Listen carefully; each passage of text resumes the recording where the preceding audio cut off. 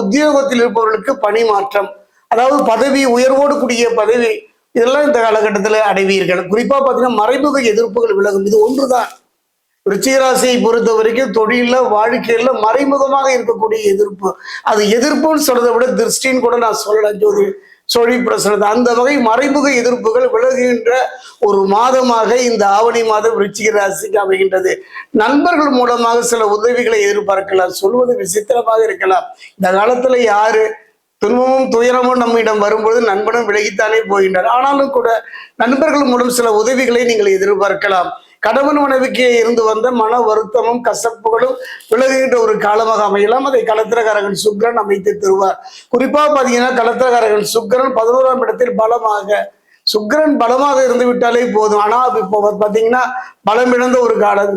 ஆனால் அது இருக்கின்ற இடம் அந்த 11ஆம் இடத்துல பலமாக